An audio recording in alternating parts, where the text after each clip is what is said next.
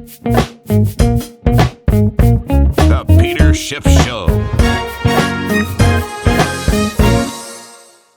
A lot of people on Wall Street probably took today off. After all, yesterday it was the 4th of July.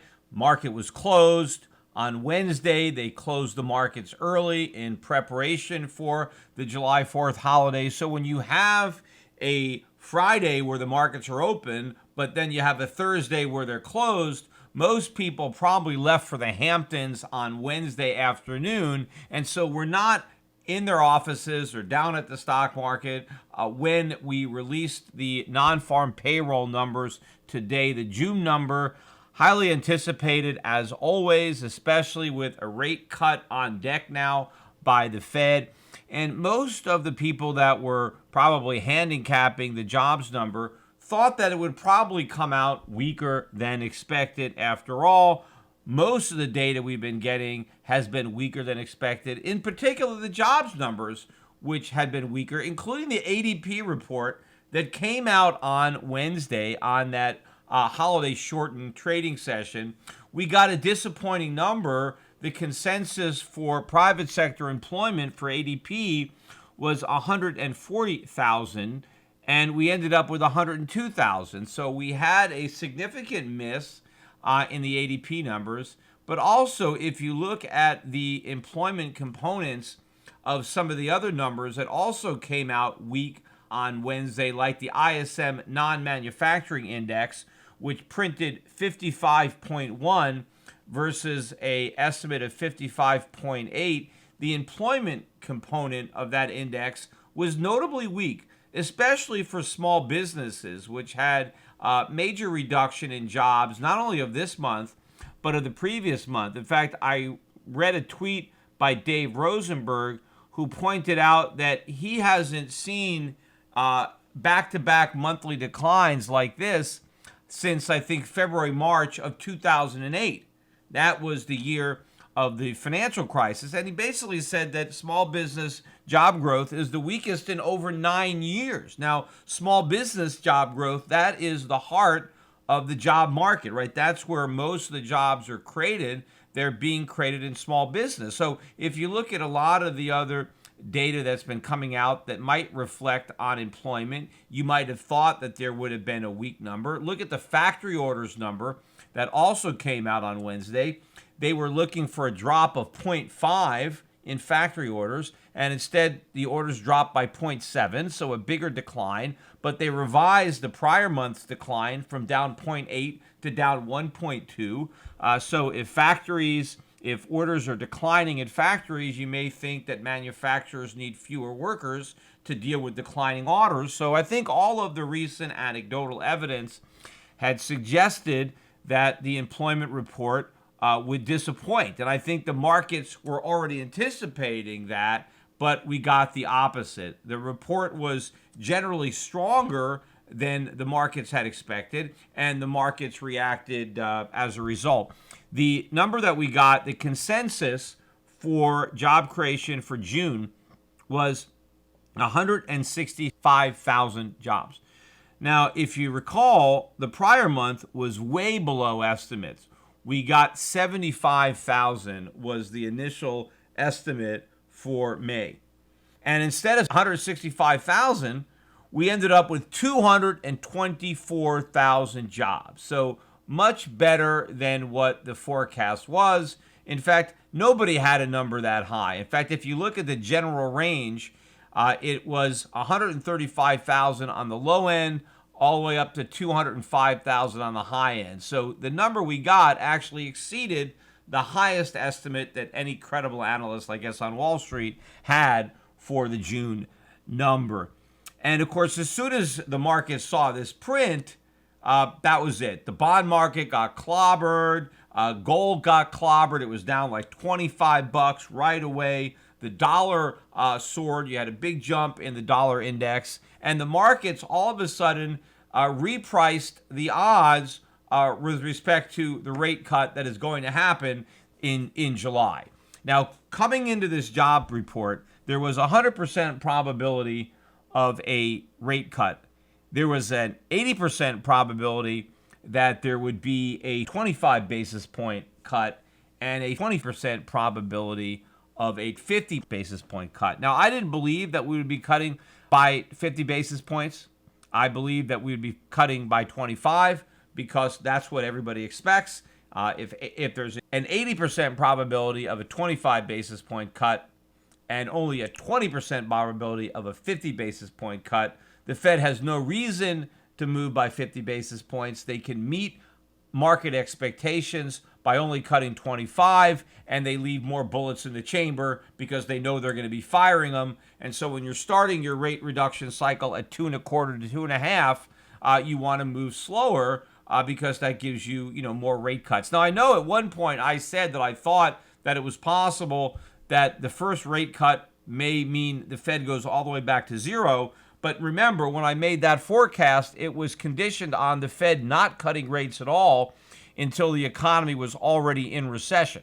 And my reasoning was if they waited that long, if they wanted to maintain the pretense that the economy was great, and they waited until an official recession had begun to cut rates, that they would have to go all the way to zero because, a small reduction would be meaningless in an environment where we're already in a recession. But to the extent that the Fed is acting preemptively, which is what they're doing, they are trying to preempt the recession. They believe they're taking out an insurance policy against the recession.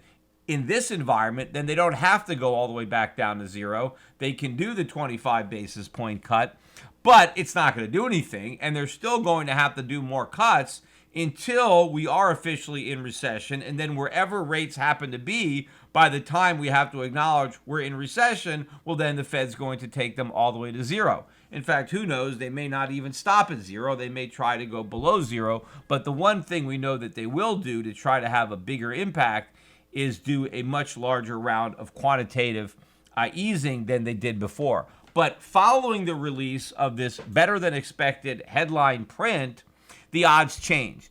Now, the odds of a 50 basis point cut are zero. And the odds of a 25 basis point cut, I think, are around 91%. So there's actually now a 9% chance that there's no cut at all. Now, I think that's very unlikely. Obviously, a 9% chance is still a low probability event. I mean, if there's a 91% chance of a cut, then pretty much the markets expect a cut. And I expect the Fed to deliver on that expectation. If you remember my last podcast, I said the only reason I thought that the Fed may do 50 would be if we got a really bad jobs number today and the market started pricing in 50 instead of 25. Again, the Fed would want to live up to the market's expectations and not risk a disappointment, which is again why I don't believe that the Fed will not cut, because the markets are expecting a cut and the Fed is going to deliver one. But the Fed is going to have to do more than just deliver a cut, because the markets need a lot more than a 25 basis point reduction, because this is a bubble. This is a bear market in disguise, even though we made new record highs this week in some of the averages, but not others. I mean, beneath the surface, stocks are a lot weaker than they appear, and they're only up here on life support. But for the actions of the Fed, we would be much lower. And the economy is weakening. This jobs report, the June jobs report notwithstanding, which, by the way, is no big deal. I mean, 224,000 jobs is not a big deal. First of all, they did revise last month's down to 72,000. Now, that's not a big reduction from the 75,000 that they reported initially. But if you go back to last month, when that initial 75,000 number came out, much, way below the expectations, everybody was saying, oh, well, they'll probably revise it. Let's not believe this number. I mean, they're probably going to go back and revise it higher. So there was a lot of people who believed that the 75,000 number would be upwardly revised. It wasn't. In fact, it was downwardly revised. I mean, not a lot, but based on expectations for an upward revision, the downward revision is significant. And in fact, there was a slight downward reduction to the prior month as well. So this is not good news. Certainly you can factor that in with the 224,000. In fact, even my 16-year-old son, Spencer, who will be 17 next month. I know a lot of you have started to follow him on Twitter. He's almost up to 2,000 followers. But, I mean, I just read on his Twitter, he pointed out that the job growth, again, he added up all the years, and this year is on pace for the worst jobs growth since 2010, total numbers. So this is just 1 month in a very weak year. And in fact, it's already, if you take the first half of the year, right, the job growth in the first half of this year is the weakest it's been since the first half of 2010.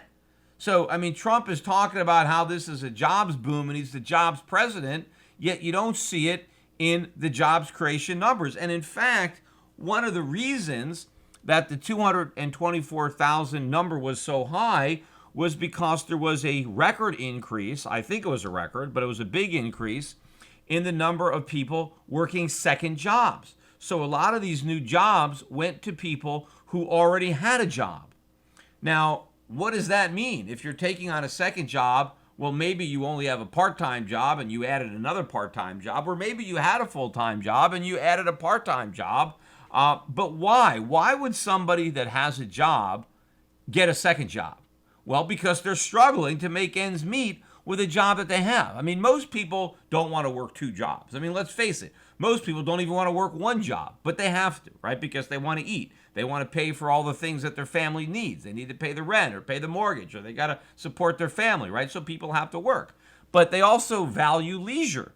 And to the extent that you're going to take a second job, you're giving up something that you value, your free time.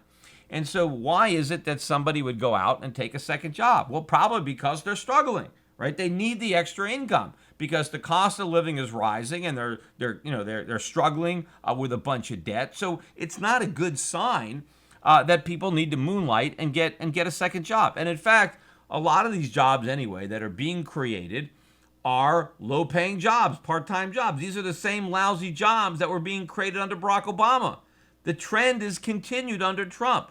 Trump was criticizing all these crappy jobs when he was running for office and promising something better, but now he's heralding these same crummy jobs. Of course, he doesn't admit they're crummy anymore, but nothing has really changed.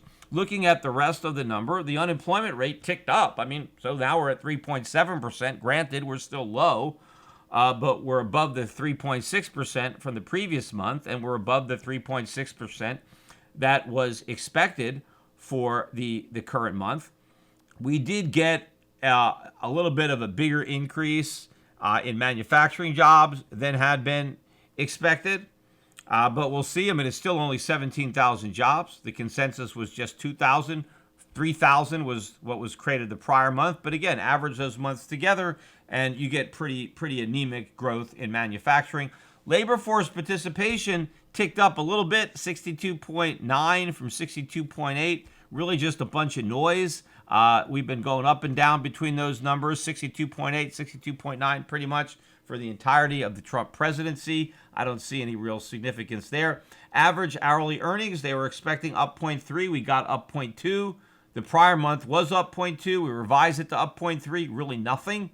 Although year over year, the increase in average hourly earnings up 3.1% versus 3.2% expectations. Slightly weaker, but again, I think the cost of living, despite what anybody wants to say, is rising faster than 3.1% per year, which means that families are falling behind, which again is another reason why people would take a second job. Why you need an extra income, because the income you have now doesn't go as far as it used to. So all in all, I mean, despite the 224,000 print on the headline number, there's nothing really strong about this report. And then we know that the number could easily be revised down next month. I mean, none of these numbers are written in stone. I mean, they change them all the time. So how could you put much stock into any number? Now, one of the reasons that we might have had the big reactions is because trading was probably thin due to the fact that I said a lot of people took the day off and just had a long weekend for the 4th of July. And that's probably why you got some bigger moves. Some of these moves tapered over the course of the day. Gold was down, as I said, about $25 right away, and it only finished down about $15, $16 on the day, just below, I think, 1,400, 1,399 is something like that. So just slightly down overall on the week. The dollar index, which spiked immediately after the number came out, gave back some of its gains, but still a solid up day on the dollar index, settling around 97.23. Big moves again in the bond market. The yield on the 10-year back above 2%.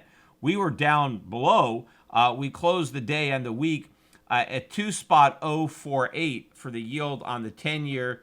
The yield on the 30-year now at 2.549. That yield curve narrowing ever so slightly now on the long end. So I think that whatever happened in the market today as a result of the jobs number, all of it was noise. I don't think today's report changes anything. I don't think it evidences that the economy is any stronger or any weaker for that matter than anybody might have believed prior to getting this number. I think the economy is still weak. In fact, based on the numbers that we got earlier in the week, both the Atlanta and New York Fed had come down in their estimates for Q2 GDP. And in fact, if you look at the current estimates for GDP in the second quarter, and you average that with the GDP from the first quarter, the average growth rate for the first half of 2019 would come out at 2.2%. Now, I think there's a pretty good chance that both the Atlanta and the New York Fed are wrong, and second quarter growth actually comes out less than what they forecast. But assuming that they're correct, then 2.2% is the annualized growth rate for the first half of 2019. And Trump is out there saying, hey, this is the greatest economy in the history of the United States. Well, not only is it not the greatest economy in the history of the United States, it's not even the greatest economy if you only count Obama as the history of the United States. If you just look at Obama's terms, the economy today is weaker than it was when Obama was president. Because in 2012, first half GDP grew by 2.45%. That's faster than 2.2. And in fact, in 2012, in the first half of the year, the economy grew by 3.3%. That's 50% faster than it grew in the first half of 2019. So if the economy grew 50% faster in 2012 than it's doing in 2019, how is this the strongest economy ever when it's a lot weaker than it was in 2012? In fact, it's already a slowdown. If you compare the first half of 2019 to the first half of 2018, it's a 30% slowdown from where we were a year ago. So the economy today isn't even as good as it was last year. And of course, the other thing that you have to consider is the record amount of stimulus that is being required to produce this rather weak economy. We have more fiscal stimulus than ever before, if you want to look at the size of the deficits, the dollar size, and we've got monetary stimulus, right? We have the Fed implicitly easing. Even though they haven't cut rates, they've promised to cut rates. Mortgage rates have collapsed. Long-term interest rates have gone down. That is a massive monetary stimulus, even though we haven't actually had a rate cut yet. So the economy is getting all this monetary stimulus, it's getting all this fiscal stimulus, and it's barely growing. Of course, it's not even growing at all. It's simply a bubble. But to claim that we have this great economy when the numbers are this bad and so much stimulus is required to produce numbers that aren't really good. In fact, the only real thing that they've got is to point to the low unemployment numbers. But if you simply look at a trend of the unemployment rate and you look through the Obama term and the Trump term and look at a line, again, you can't tell where the Obama economy ends and the Trump economy begins. The trend that was in place under Obama has merely continued under Trump. It hasn't accelerated. The curve hasn't bent. It's the same line, right? That's pretty much the same for all these statistics. You can't tell. Trump is simply continuing the failed policies of Obama, yet claiming those policies are a success, simply because he's the president now instead of Obama. So I think the market reaction was just a bunch of noise today, particularly when it comes to the U.S. dollar and gold. So I do think that we will reverse these moves. I expect gold to continue its upward move. and I expect the dollar to trend lower until it ultimately breaks lower in a hard way. I mean, so far the dollar has not really broken down, but I think it will. It's just a matter of time before investors accept a reality that they have been denying for years. I mean, it's hard in the Forex market. It's kind of like, turning a battleship. It turns very slowly, but once it turns, look out. Because there could be a lot of damage that's going to be done. Speaking about damages being done, I was listening to an interview today. Rick Santelli was able to speak with Judy Shelton. And I used to be on Rick Santelli's show quite a bit until CNBC decided to blackball me from their network over 2 years ago. His was the last show that I was scheduled to do when the network abruptly canceled my appearance the day before I was supposed to be on. And nobody from that network has called me since. But in any event, he had Judy Shelton on. Maybe they would have me on if I was nominated to the FOMC, although A, that's never going to happen. But B, even if they did nominate me, I wonder if CNBC would still have a reason not to interview me.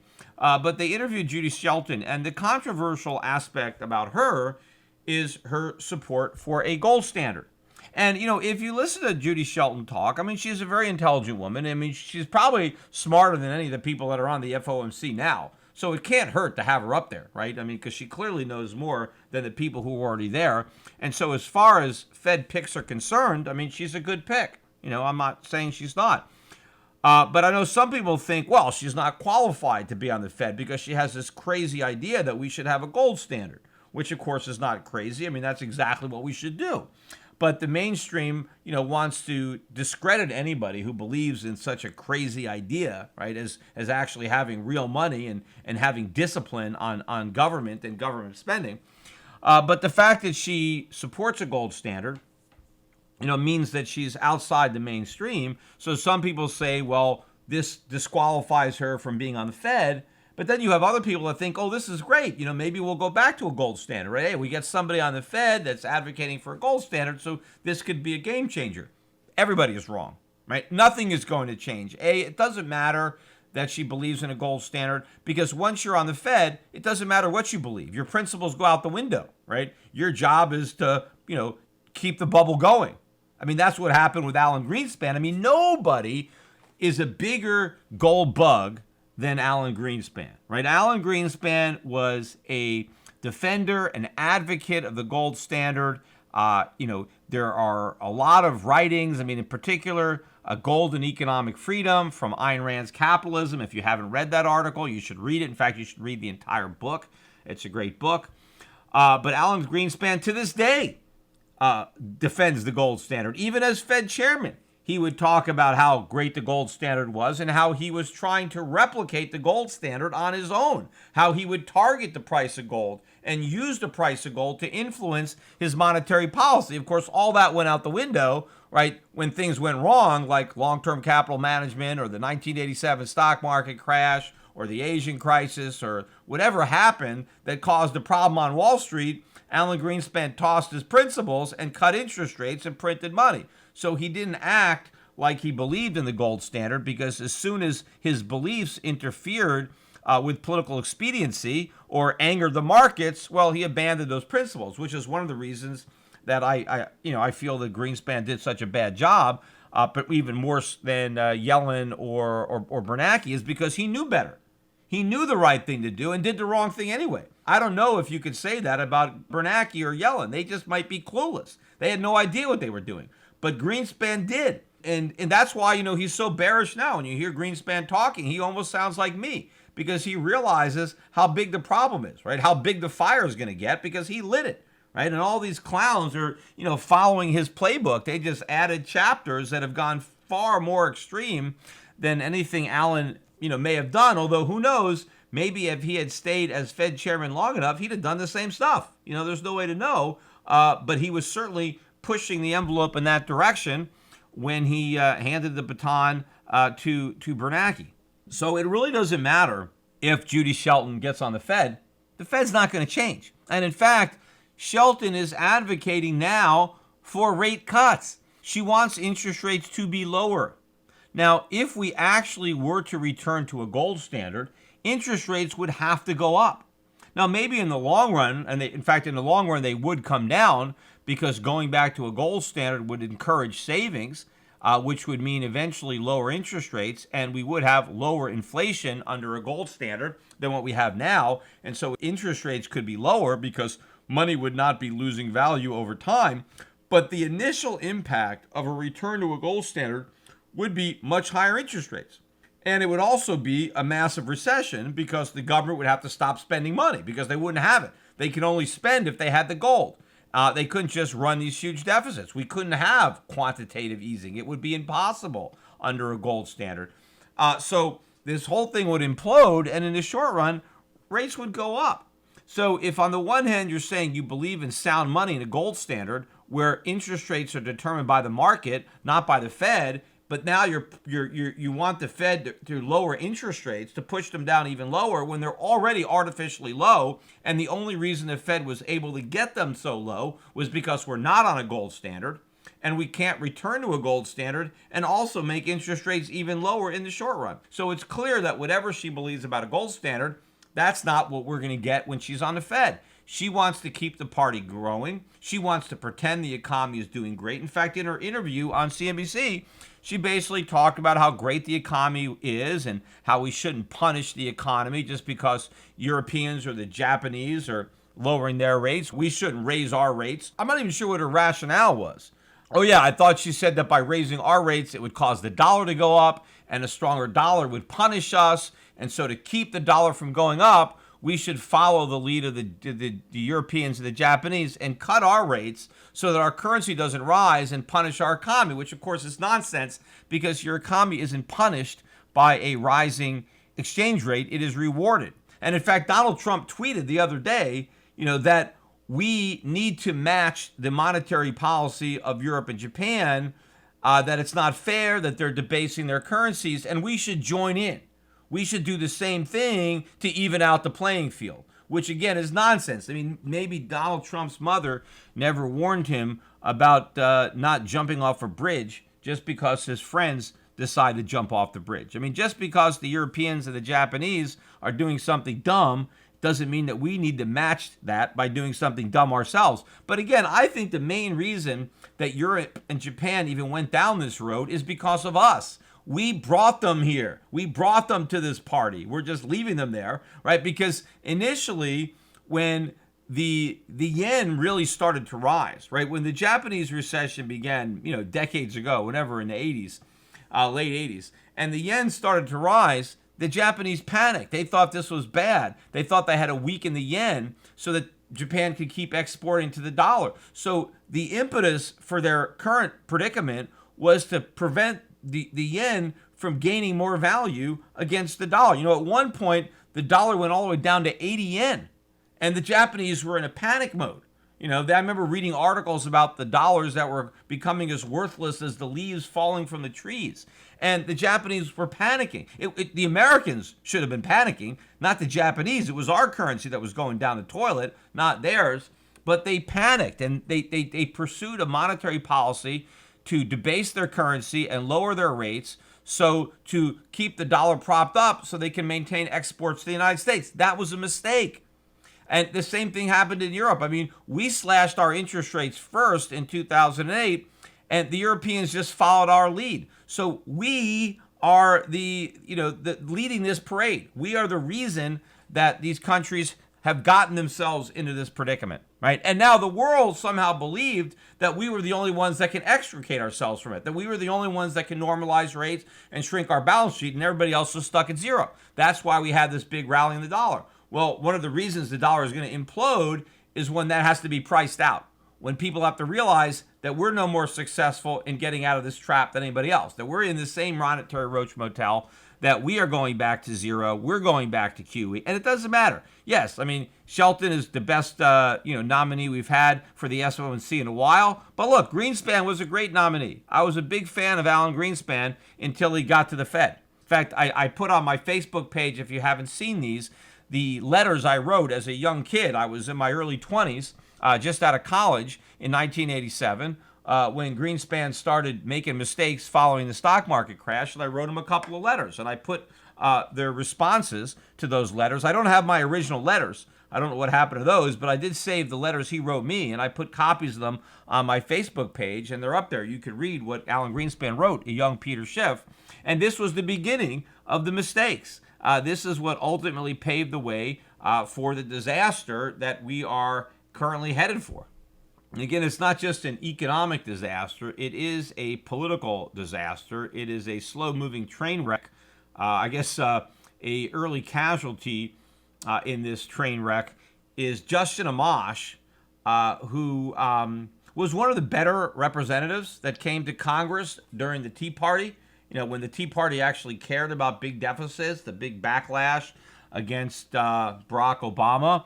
And Justin Amash was one of these liberty-oriented candidates, a member of the Liberty Caucus. He came in with Rand Paul and with Ted Cruz, and there were a lot of, there were some good liberty-minded people that were in the Republican Party.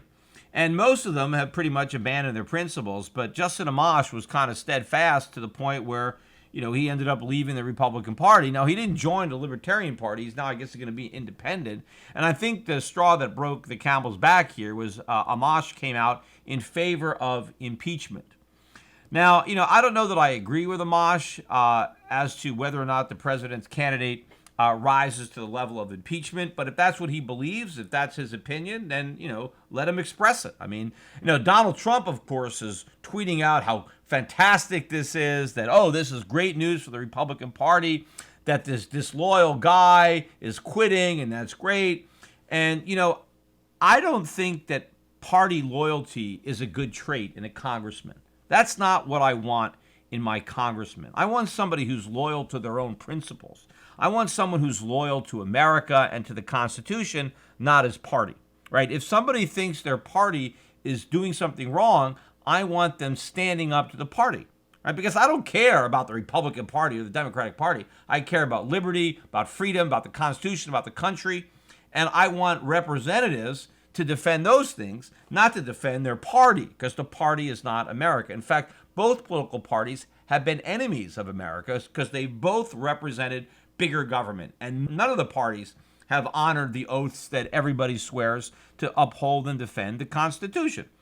But, instead of Donald Trump maybe being a little circumspect about, hey, why is this guy criticizing me? I mean, he should be on my team, and he should be, but now he's my adversary. He's just calling him names, right? He doesn't want to think that, hey, maybe there's something here. But, there's a lot more to it than that. And I do believe that a lot of Republicans are going to have a hard time staying in the Republican Party because I think the party is redefined now as the Trump Party. And what is that? What is the Trump Party? It's the party of big government, big deficits, protectionism, inflation, right? Cheap money. Is that the Republican Party? I mean, how many Republicans would say, yeah, that's what they want? They want to run the printing presses, cheap money, huge deficits, never cut entitlements, keep making government bigger, protectionism, tariffs. I mean, does that sound like the Republican Party most people were members of? Not really. So once Trump goes down in flames, which he may very well do in 2020, the party could break apart. I mean, who knows what's going to happen to the party, because there's going to be a lot of people that want to differentiate themselves from the party that has been rebuilt around Donald Trump. But, by the same token, what about the Democratic Party? I mean, can that party hold together when it's run by socialists, right? When the mainstream is now socialist? I mean, there's got to be some moderate Democrats. I mean, maybe not, but there's got to be, right? So there's got to be some Democrats that don't want to be associated with the Socialist Party, because that's really what we've got now. I mean, so we don't have a party of limited government, right? A small government party, freedom, low taxes, low regulation. That party doesn't exist anymore. But we also don't have kind of a middle of the road party either that believes in, in what the Democrats theoretically used to believe in. We have extremes. The Democratic Party has moved to the extreme left of the spectrum, and the Republican Party in many ways has actually moved left of what the Democratic Party used to be. So I mean, we could easily try to maybe see Democrats and Republicans leaving. Are they going to form new parties? Are some Republicans going to become libertarians? are, what are some of the Democrats going to do? They can't go to the Green Party because they're even crazier. So maybe they'd have to go to independent or something like that. But there's going to be a big change in the political landscape. Now, that could be a good thing because the two-party system has had a vice-like grip on the American economy for a long time, because pretty much if you're not a Republican or a Democrat, you have no chance. And so everybody has to play within one of these two parties. But maybe that will come to an end after 2020, given the way these parties have moved and the number of people within the parties who may no longer feel at home and may be looking for a new party with which to affiliate. We'll see.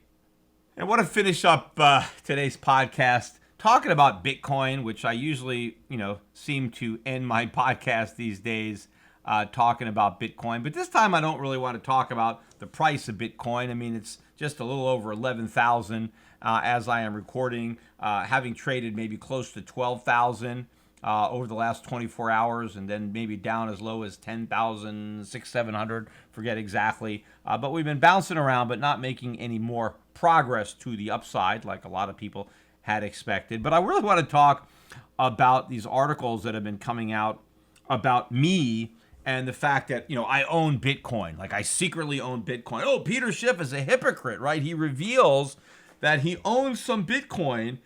Therefore, even though he's been publicly trashing Bitcoin, he's been privately buying it up, right? So, it's not only hypocrisy, but I really want to own it. I know it's great, but it's bad for my gold business, right? So I have to publicly talk about how bad Bitcoin is so I can keep selling gold. But because I really know how great Bitcoin is, I'm just buying it all up, right, on the sly, right? And so this is what the implication is, that, I own Bitcoin, and therefore you shouldn't pay attention to what I say, which is not to buy Bitcoin. You should pay attention to what I'm doing, which is buying Bitcoin, right? Well, I'm not buying Bitcoin, and I try to set the record straight every time I can. I've never bought Bitcoin. Now, of course, yes, I wish I had bought it when I first heard about it. In fact, I've seen other people try to say that this is some kind of admission. The fact that I say I wish I had bought Bitcoin is some kind of admission that I was wrong and I should have bought it. Look, I would be an idiot not to wish I bought Bitcoin before the bubble really formed, when I first heard about it. I mean, obviously, I could have made a lot of money buying Bitcoin for under $100 a Bitcoin and selling it out anywhere along the way, right? I mean, I could have made a lot of money. So why wouldn't I regret that? Clearly, I'd be richer had I done that. But that doesn't change how I feel about it now. And just because I regret not buying it for under 100 doesn't mean that I'm going to buy it for over 10,000. Those are two different things. Buying it when very few people knew about it, and I guess in relative, price, the price was low because very few people knew about it. And buying it now when everybody knows about it and it's a huge, gigantic bubble, those are two different things. So you can't, gain anything about the fact that I will admit that I wish I had bought it earlier, because that means nothing about whether I would buy it now. I mean, everybody wishes they would have bought it earlier. I mean, any critic of Bitcoin, whether it's Warren Buffett or Nouriel Roubini, if you say, well, Nouriel, do you wish you bought some Bitcoin at $10? We're supposed to say no. Of course he wishes he bought it, because he could sell it. If he had bought it, he could sell it now, which is exactly what he would do, which is exactly what I would do. If I bought Bitcoin a long time ago and I hadn't already sold it, which I probably would have done, yeah, I'd sell it. So the fact that I've made this admission means nothing. It just means that I'm honest, but it doesn't change anything about Bitcoin. But this other thing is that, I've been secretly buying Bitcoin. I haven't. Now, some of the articles talked about the fact that, I admitted that I own some Bitcoin, which I do. And I guess Jeffrey Tucker, who I know, and I've been on some conferences with Jeffrey Tucker, including he was my opponent at the last gold Bitcoin debate I did at Freedom Fest a year ago, right? It was me and another guy against Jeffrey Tucker and another guy. And Jeffrey Tucker was pro-Bitcoin and I was anti. And I think right before that debate, I admitted to him that, I owned some Bitcoin. And I owned a little Bitcoin Cash and Ether. The total amount of my holdings was like $100. And I didn't buy any of it, right? I got it for free. I didn't buy it. People gave me some. And in fact, the Bitcoin that I got from Eric Voorhees after my debate with him in New York. We went out to dinner at a restaurant after the Soho Forum, and he took my cell phone. He created a wallet for me. I've never even used it. And then he put Bitcoin in there. He transferred $100 worth of Bitcoin, and I transferred $50 back, and I kept 50, and I had $50 worth of Bitcoin, which is now worth about $80. And it was down to about 20, $30, and now it's rallied back in this recent rally. But that's what I've got. And I admitted to Tucker that I had this, little bit of Bitcoin for the first time. And all of a sudden it's out there that Peter Schiff owns Bitcoin. Aha, he's a hypocrite. He really owns it. He's a secret Bitcoiner. He's just not telling the truth. And I'm pointing out I don't own any Bitcoin. So I'm looking on my Twitter feed, and people are talking about, again, the fact that I secretly own Bitcoin. So I pointed out again, I said, I thought I have like $100 worth. That's it. That's all I got. That means nothing. And so then somebody tweeted back and said, oh, what's your wallet? What's your wallet address? I'll send you $100 worth of Bitcoin, right? That's what somebody said. And someone wants to send me $100 worth of Bitcoin? All right. So I had to try to find my wallet number. I didn't even know where it was because I had never actually given it to anybody because I don't use the app. And other people have told me that I should have a better wallet, that the wallet I got isn't really that secure. I should get a different one. But I didn't even have enough Bitcoin in there that I really give a damn. I mean, if someone hacks it, I don't care. But in any event, so initially I sent the wrong number, and people started making fun of me that I don't even know, like I claim to know Bitcoin, but I don't even know where my wallet number is. I mean, I've never used it. So I eventually found the wallet number, and I pasted it into a tweet, and I tweeted it back. And now I've got over $2,000 worth of Bitcoin in my wallet. Interestingly, the guy that promised to send me $100 worth, I don't know if he ever sent me any because I don't have any donations anywhere near that large. I forget what the largest one was. Maybe about $25. Most of them are smaller than that. But I got a lot of people sending me very small dollar amounts. So as I'm speaking, I've almost got about 2,200 total of crypto in my wallet. 2,140 of it is Bitcoin. And I started with 80. And so I've been given all this other Bitcoin. But now there's all these articles out there about how, I'm accepting all this Bitcoin. And now this is some other proof, that I'm a hypocrite. Because, I've accepted all these Bitcoin gifts. First of all, I don't even know how to reject it, right? I mean, even if I wanted to, the money just comes in, or the Bitcoin, rather, just comes in. I don't even know how to stop it. But why would I want to stop it? I mean, if somebody wants to send me some free Bitcoin, I'll take it. I mean, I could turn right around and sell it. I mean, I know that there's a market for it now. So the fact that people want to give me some free Bitcoin and the fact that I haven't turned it down doesn't mean that I'm secretly pro-Bitcoin. I mean, no, it just means I'm not an idiot. I mean, the people who maybe are idiots are the people who are giving me free Bitcoin. Now, I don't know, maybe they're just generous. I mean, clearly I don't need the money. So why are people giving me Bitcoin? I mean, are they hoping that if they give me some Bitcoin that they're going to convert me over just because I get some? I mean, that's not really going to change. I mean, I think it is kind of cool, right, that you can send it very quickly. And I've always admitted that is one of the good features of Bitcoin, that if I've got it and I want to give it to somebody, I can very easily send it. The problem is what I'm sending has no value. It has market value now because people are willing to buy it, but it may have no market value in the future if nobody is willing to buy it. That is the biggest problem of Bitcoin. Its value is simply a function of perception and demand. And the reason people want it now is because they think they're going to get rich. They think the price is going to go up. Well, if that perception changes, then nobody's going to want it. And therein lies the rub, because it can't be a store of value. But, maybe people think if they send it to me, somehow they'll change me around, they'll convert me over. It's kind of like evangelists, they're trying to save my soul. They think if they just preach to me, I'll be saved and I'll be going to heaven or whatever. Maybe they're just my supporters and they just feel like giving me a 4th of July present. That's also possible. But maybe it's just because they want these articles. They somehow think that my accepting this Bitcoin, now they can all follow my wallet, right? Now that I've put out the address and somehow, Peter Schiff owns Bitcoin, therefore he must support it. Well, if people give me a bunch of free Bitcoin and now I own that free Bitcoin, that means that I'm in favor of Bitcoin. I mean, this is the kind of nonsense that you get out there, right? They're trying to spin all this crap like that golden asteroid nonsense. Now, I've read articles about Psyche now. They're calling it the Midas Rock. I mean, we don't even know if there's any gold on that asteroid, let alone to call it the Midas Rock. Even if there is some gold up there, no one's mining it. But this is what you get. You get all these fake stories trying to drive all this interest into Bitcoin. And again, a lot of it has to do with discrediting gold, because Bitcoin is being marketed as a disruptor of the gold market, right? Bitcoin is supposed to derive its value from taking market share from gold. So it's not just about talking about why Bitcoin is great. You have to trash gold too, because you're trying to convince people to buy Bitcoin instead of gold, right? Not to buy Bitcoin in addition to gold. Now, some people are advocating that, but a lot of the advocacy is to buy Bitcoin instead of gold, right? And so in order to do that, it's not just about talking about why Bitcoin is so great.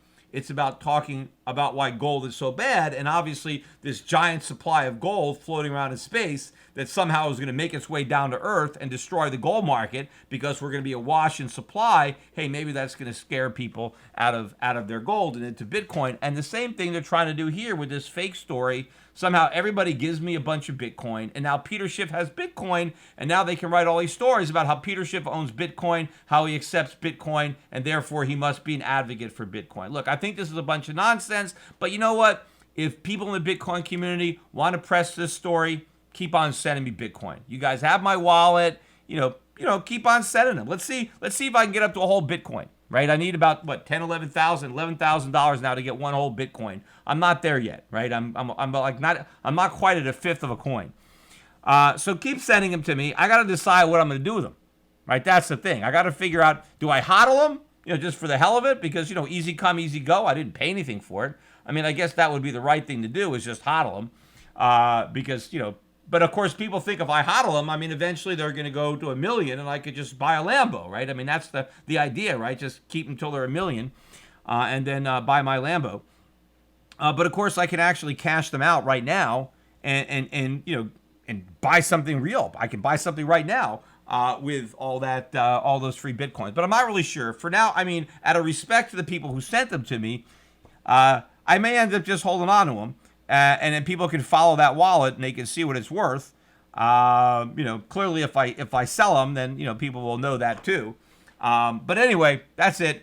Have a great rest of the weekend, everybody, and I'm looking forward to the following weeks. I think we're going to see a lot of action in the markets, and again, I'm looking forward to seeing everybody who is coming to Freedom Fest this July. I'm not doing another Bitcoin debate, but I am doing a panel on the global economy. I am doing my own workshop. I will be there at my booth.